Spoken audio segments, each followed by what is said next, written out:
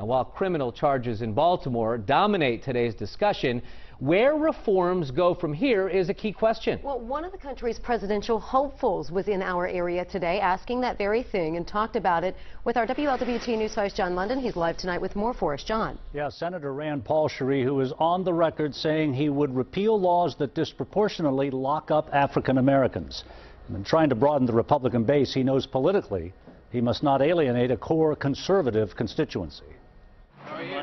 Rand Paul trying to find his footing on issues differentiating him from the pack. Inside at a round table of minority business executives in Fort Mitchell, outside with us. Your neck shouldn't be broken while riding around in a van. Earlier in this week of rioting in Baltimore, he quipped he was glad his train didn't stop there. Took political heat for that. Today, during a wide-ranging discussion of issues, he stuck to a serious tone. We've, I think, done a lot of things wrong with our criminal justice system as far as the length of time we put people in prison. Chikere Uchebu was there, saying it's hard to examine anything in isolation right now, not with demonstrations going on like the one last night in Cincinnati.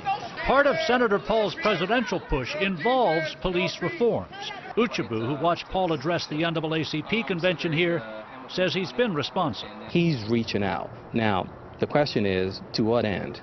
And then the other question is, how is he bringing the Republican Party base into that conversation? About a month ago at his campaign kickoff in Louisville, Paul was trying to gain traction with African Americans on criminal justice reform. Today as well. You got a guy who sells $300 worth of marijuana and we put him in jail for 55 years.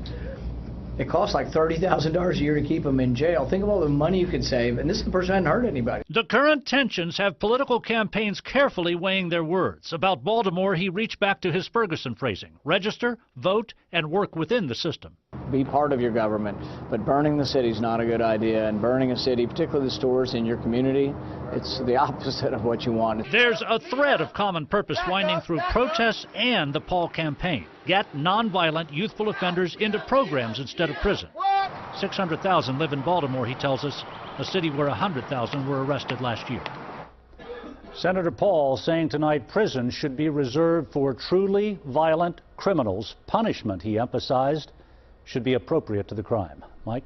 John, thank you. Senator Paul telling us that holding officers accountable for deaths like the one in Baltimore should help restore confidence in the system. He also said he believes 99% of police officers do a good job.